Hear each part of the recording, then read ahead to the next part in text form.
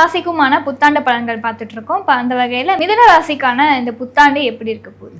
மிதுன ராசிக்காரங்களுக்கு ஜென்மத்திலேயே குரு இருந்ததுனால கொஞ்சம் ஆட்டம் கண்டிருப்பாங்க. எப்படின்னா, எப்பயுமே குரு இருக்கிற இடத்த விட பார்வைக்கு தான் நமக்கு பலன் ரொம்ப ஜாஸ்தி. இருக்கிற இடத்துல பெருசாக வந்து அவர் எதுவும் செய்ய மாட்டார், கொஞ்சம் கூலாக தான் இருப்பார். அந்த மாதிரி மிதுனத்திலேயே இருக்கிறதுனால பெருசாக வந்து எதுவும் பண்ணியிருக்க மாட்டார். அந்த அந்த நிறைய விஷயம் கை கெட்டினது வாய் கெட்டலன்ற மாதிரிலாம் ரொம்ப ஃபீல் பண்ணியிருப்பாங்க கடந்த வருடம்.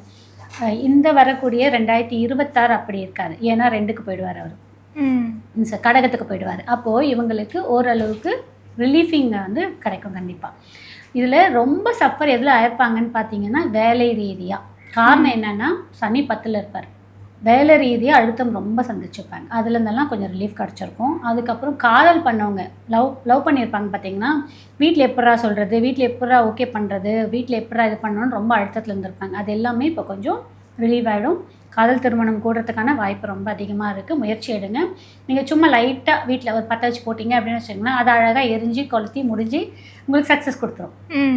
பண்ணலாம், அதெல்லாம் பண்ணலாம். எவ்வளோ யோசிச்சுட்டு இருந்தவங்க அதெல்லாமே வந்து ரொம்ப நல்லா இருக்கும், நல்ல ஒரு ரிசல்ட் இருக்கும். அதே மாதிரி மாணவர்களுக்குமே எந்தெல்லாம் கொஞ்சம் பெண்டிங் இருந்துச்சோ அதெல்லாம் மேல் படிப்புக்கெல்லாம் நல்லா வந்து இது பண்ணலாம். என்னெல்லாம் எதிர்பார்க்குறவங்க அதெல்லாமே கிடைக்கும். நான் சொல்லக்கூடிய விஷயம் என்ன அப்படின்னா, என்ன ராசி என்ன இது நடந்தாலும் இது பொது பலன். அவங்கவுங்க ஜாதகத்தை பார்த்துட்டு தான் நம்ம வந்து சொல்ல முடியும். அப்படி இருக்கும்போது ஒரு முறை உங்கள் பக்கத்தில் இருக்கக்கூடிய ஜோதிடரை பார்த்து இது எங்களுக்கு நல்லா இருக்குன்னு சொல்லியிருக்காங்க, நாங்கள் இப்போ இதை பண்ணலாமான்ற ஒரு ஆலோசனை கேட்டுட்டு பண்ணுங்க. ஏன்னா பொதுவாக சொல்லும்போது உங்களுக்கு குரு இன்கேஸ் அந்த இடத்துலையே உங்களுக்கு ஜென்மத்தில் இருக்காருன்னு வச்சுக்கோங்களேன், இப்போ ஓகே, அடுத்தது போகும்போது எப்படி இருக்கும், நல்லா தான் இருக்கும். இப்போ அங்கே இல்லாமல் குரு உங்களுக்கு இன்கேஸ் வேறு இடத்துல இருக்காருன்னு வச்சுக்கோங்களேன், வேறு மாதிரி இது பேக் ஃபயர் ஆகும். ஸோ அதனால் அது மட்டும் பார்த்துக்கலாம். மற்றபடி ரொம்ப வந்து ஃபஸ்ட்டுன்னெலாம் சொல்ல முடியாது. 75% உங்களுக்கு நல்லாவே இருக்குது. பொருளாதாரம் ரீதியாக நீங்கள் பிளான் பண்ணக்கூடிய விஷயம் எவ்வளோலாம் பிளான் பண்ணி வச்சிங்க அதை இம்ப்ளிமெண்ட் பண்ணுங்கள். அதுக்கான காலம் உங்களுக்கு வந்துடுச்சு.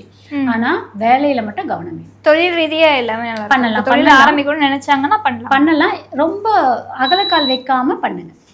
சரிங்களா? பண்ணி ஒரு 3 மாதம் 4 மாதம் எப்படி இருக்குன்னு பார்த்துட்டு அதுக்கப்புறம் எக்ஸ்பேண்ட் பண்ணுங்கள். எடுத்தோதுமே ரொம்ப பிரம்மாண்டமாக பண்ணாதீங்க. திருமண வாழ்க்கை, இது திருமணம் நடக்க போகுது அப்படின்னா உங்களுக்கு திருமண வாழ்க்கை கை கூடி வரும். பண்ணலாம், அது பண்ணலாம் தான் நான் சொல்லிட்டேனே. யாரெல்லாம் அந்த லவ் பண்ணிட்டு இருக்கீங்கன்னா கூட வீட்டில் சும்மா ஒரு கொளுத்தி போடுங்க. அது அழகாக அதுவே அவங்களே சரி நம்ம பிள்ளைக்கு இவ்வளோ நாள் கல்யாணம் ஆகாமல் இருந்துச்சு பண்ணிடலாம், ஏதோ அவனே ஒத்துக்கிட்டாங்க, அவங்க ஒத்துக்கிட்டாங்க, லவ் மேரேஜ் பேசி கீசி சமாதானம் பண்ணி முடிச்சுடுவாங்க.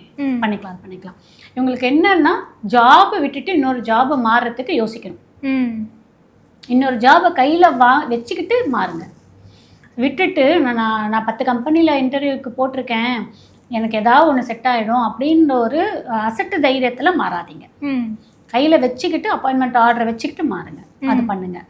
எதுவுமே அசால்ட்டாக அசட்டு தைரியமாக பண்ணிடலாம் அப்படின்னு நினச்சிங்கன்னா அது உங்களுக்கு பேக் ஃபயர் ஆகிடும். ஸோ இது எல்லாமே 100% நீங்கள் உங்களுக்குன்னு வச்சுக்கிட்டு பண்ணுங்கள். கண்டிப்பாக ஒரு நல்ல ஆண்டாக தான் இருக்கும். என்னதான் இருந்தாலும் அப்பப்போ அந்த உங்களுடைய தசா புத்திகளுக்கு ஏற்ப தசாநாதனும் புத்திநாதனும் நடுவில் வந்து போகும்போது அதற்கு ஏற்ப மனக்கசப்புகளும் சிலது வந்து போகும். அதுக்கேற்ற மாதிரி நீங்கள் வழிபாடு எடுத்துக்கும் போது நல்ல ஒரு மாற்றம் இருக்கும். கண்டிப்பாக நிச்சயமாக. உடல் ரீதியான பிரச்சனைகள் வந்து உங்களுக்கு கொடுக்கும் அப்படின்னா என்ன மாதிரியான பிரச்சனைகளை கொடுக்கும்? அவங்க உடல் ரீதியான என்ன பிரச்சனை கொடுக்கணும்னா வாய் சார்ந்த பிரச்சனைக்கு பார்த்துக்கலாம். 2வது வாக்கு கொடுக்குற போது ரொம்ப யோசித்து கொடுக்கணும். ஏன்னா 2ல் குரு இருக்காருல்ல, நீங்கள் கொடுத்தீங்கன்னா அதை காப்பாற்ற முடியும்னா கொடுங்க, இல்லைன்னா கொடுக்காதீங்க. அதுக்கப்புறம் பார்த்தீங்கன்னா இஎன்டியில் கவனம் வேணும் உங்களுக்கு. அதே மாதிரி உழைப்புக்கேற்ற ஊதியம் கண்டிப்பாக கிடைக்கும், ஆனால் போராடி தான் ஜெயிக்கணும். கல்வியாக இருந்தாலும் போராட்டம் கண்டிப்பாக இருக்கும். அதற்கப்புறம் வந்து கோவத்தை கம்மி பண்ணிக்கணும். கோவத்தால் நிறைய விஷயத்த போட்டு உடச்சிடுவாங்க. அதுக்கு தான் சொன்னேன், வேலையிலலாம் வந்து கோவமாக மேனேஜர்கிட்ட எனக்கு வேணாம் வேலைன்ற மாதிரிலாம் விட்டு வந்தீங்கன்னா நீங்கள் தான் கஷ்டப்படுவீங்க. அதனால் அதில் கொஞ்சம் பார்த்து இருந்துக்கணும். நல்ல பொருளாதாரம், உழைப்புக்கேற்ற ஊதியம் எல்லாமே கிடைக்கும். பெருமாளோடைய வழிபாடு எடுத்துக்கும் போது நல்ல மாற்றத்தை கொடுக்கும். பெருமாள் வழிபாடு புதன்கிழமை நம்ம எடுத்துக்கும் போதும் நமக்கு நல்ல மாற்றம் இருக்குது. ஏன்னா மிதுனராசியோடைய அதிபதியை புதன் பகவான் தான். ஸோ நமக்கு புதன் வந்து கம்யூனிகேஷன், நமக்கு இப்போ எங்கள் பிரச்சனை கொடுக்க போதே கம்யூனிகேஷனில் தான். அதான் சொன்னேன், வேலை ரீதியாக பிரச்சனை அதெல்லாம் சொன்னேன் பார்த்தீங்களா, வாய் இதெல்லாமே. அப்போது அந்த புதனை வந்து கண்ட்ரோல் பண்ணிக்கணும். புதனை வந்து கண்ட்ரோல்னால் அடக்க முடியாது, நம்ம அதுக்கேற்ற நம்ம அடங்கி போகிறோம், அடங்கி போயிடணும். அதுக்கான தைரியம் கொடுங்கன்னு சொல்லிட்டு நம்ம கடவுள்கிட்ட போய் வேண்டிக்கலாம். ஸோ பெருமாளை போய் பார்க்கும்போது நீங்கள் வந்து துளசி வாங்கிட்டு போய் கொடுத்துட்டு டைமண்ட் கல்கண்டு தானம் கொடுத்துட்டு வாங்க. கண்டிப்பாக உங்கள் கடன் அடையும், பொருளாதாரமும் நல்ல ஒரு மாற்றம் கொடுக்கும். ரெண்டாவது, உங்களுக்கு தைரியம் வந்து அசட்டு தைரியம் வேண்டாம், ஆனால் ஒரு தைரியத்தோடு வேலையை செய்யுங்க. நான் சொல்கிற பாயிண்ட் புரியுதுன்னா, சிலர் அசால்ட்டாக செய்வாங்க, அந்த மாதிரி பண்ணாதீங்க. ஆனால் தைரியமாக ஒரு வேலையில் இறங்கி செய்யுங்க. அது கண்டிப்பாக விடாமுயற்சி உங்களுக்கு நல்ல ஒரு விஸ்வரூப வெற்றியை கொடுக்கும், சக்ஸஸ் கொடுக்கும், கண்டிப்பாக கொடுக்கும். விடாமுயற்சி என்றைக்குமே நமக்கு வெற்றியை கொடுக்கும். ஆனால் சும்மா ஜஸ்ட் லைக் தட்டுன்னு செஞ்சிங்கன்னா அது டெம்பரவரி வெற்றியை தான் கொடுக்கும். அதை நமக்கு வந்து நிலைச்சு நிற்காது. இன்டெப்த்தாக ஒரு விஷயத்தை போய் இறங்கி கற்றுட்டு நீங்கள் அதை செய்யும்போது கண்டிப்பாக நமக்கு அது வெற்றி கொடுக்கும். பொதுவாகவே வந்து இந்த மிதுனத்துக்கு வந்து புதன் ராசிக்கான அதிபதின்னு சொல்லியிருக்கீங்க. ஸோ கம்யூனிகேஷன் தாண்டி இந்த அழகு சார்ந்த விஷயங்கள் எல்லாமே வந்து புதன் தான் அடங்குவார் இல்லையா? அந்த மாதிரியான விஷயங்களுக்கு இவங்க வந்து கேர்ஃபுல்லாக இருக்கணும், பத்திரமா இருக்கணும், இல்லை இவங்களுக்கு இன்னும் அழகு கூடும், இவங்களுக்கு புதன் வந்து வலுவாக இருக்கிறதுனால இந்த ராசிக்காரங்களுக்கு ஸ்பெஷலாக இது கிடைக்க போகுது அப்படின்னா ஏதாவது இருக்கா? ஸ்பெஷலான்றதை விட அவங்க அளவாக பேசுறது நல்லது. அழகுன்றதை விட அளவாக பேசுறது நல்லது ஒன்று. ரெண்டாவது, அந்த வீட்லேயே புதன் இருந்துட்டாருன்னு வச்சுக்கோங்களேன், அவங்களுக்கு எப்படின்னா அதான் அசல்ட்டு தைரியம் சொல்லணும் பார்த்தீங்களா, அந்த மாதிரி வரும். அவங்க பேசுகிற கம்யூனிகேஷனில் பிரச்சனை வரும். சொந்த வீட்டிலே இருக்காருல்ல, அதனால அந்த மாதிரி பிரச்சனை இருக்கும். இன்கேஸ் புதனோட சுக்கரன் சேர்ந்துட்டாருன்னு வச்சுக்கோங்களேன், அவங்கள பார்க்கும்போதே தெரியும் இவங்களுக்கு புதன் சுக்கரன் நினைவு இருக்குன்னு கண்டுபிடிச்சிடலாம். அப்புறம் அவங்களாம் பார்த்திங்கன்னா என்றைக்குமே எங்கே இருப்பாங்க, அழகாக இருப்பாங்க. அவங்களோட ஏஜ் என்ன, அவங்களுக்கு ஒரு 45+ இருக்கும். ஆனால் அவங்க ஏஜ் நம்ம வந்து கணிக்கும் போது 32, 33 அப்படின்னு அந்த மாதிரி தான் இருக்கும்.